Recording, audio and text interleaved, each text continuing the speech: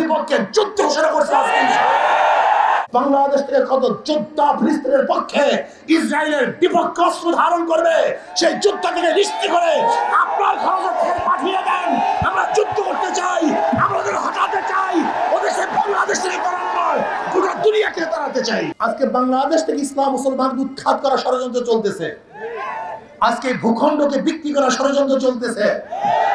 আজকে বন্ধু বন্ধু বলে যাদেরকে আপন করতে চাই তারা আমাদের বুকের উপরে বারবার গুলিবিদ্ধ করবে, আমাদের ভূখণ্ড দখল করার ষড়যন্ত্র করবে, এদেশের সংস্কৃতি ইসলামকে নষ্ট করার ষড়যন্ত্র করবে, এদেশের মানুষকে গোলাম বানাবার চক্রান্ত করবে।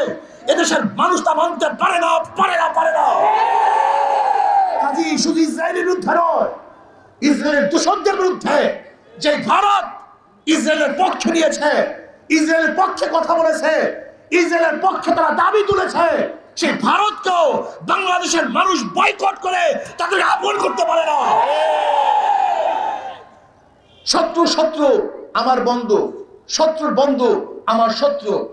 যদি ইসরায়েল আপনার শত্রু হয়ে থাকে, তাই ভারত ইসরায়েলের পক্ষে সে আপনার বন্ধু হয় কিভাবে? এই প্রশ্ন জবাব দেন। আসলে তো তলে তলে সব হয়ে গেছে, সব রাজনীতি, সব বাহ্যিকতা।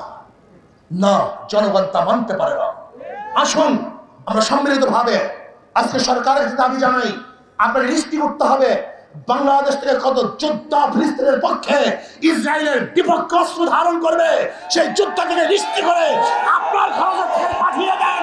আমরা যুদ্ধ করতে চাই, আমরা ওদের হটাতে চাই, ওদের সে বাংলাদেশ থেকে তাড়ানো নয়, গোটা দুনিয়াকে তাড়াতে চাই। আপনি নিশ্চিত করুন, যদি আপনি নিশ্চিত করেন তাহলে আমি মনে করব আপনি ফিলিস্তিনের পক্ষে, ইসরায়েলের বিপক্ষে।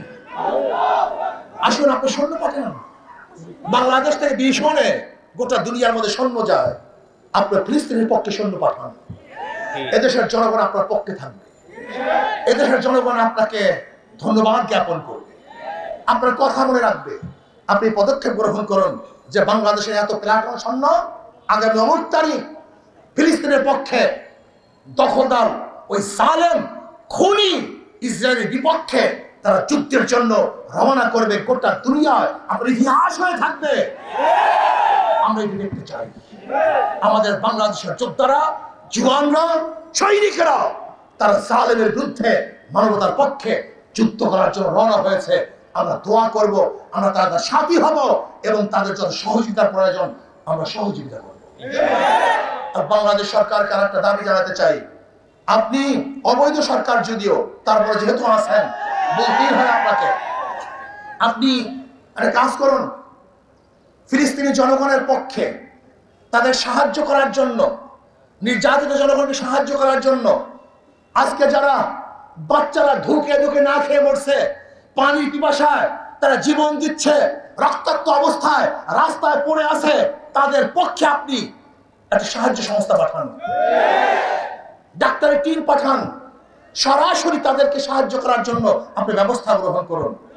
তাহলে মনে করব আপনি ফিলিস্তিনের পক্ষে, ওই মাজলুমদের পক্ষে, জালেমদের বিপক্ষে। আসুন আমরা সম্মিলিতভাবে ইসরায়েলকে বয়কট করি, তাদের বিরুদ্ধে আমরা যুদ্ধ ঘোষণা করছি। ইসলামী আন্দোলন বাংলাদেশ সরাসরি ইসরায়েলের বিপক্ষে যুদ্ধ ঘোষণা করছে। যখনই আমাদের প্রয়োজন হবে, সুযোগ হবে, ইসরায়েলের বিপক্ষে যা কিছু আছে সব নিয়ে ঝাঁপিয়ে পড়তে সবাই রাজি আছেন ইনশাআল্লাহ।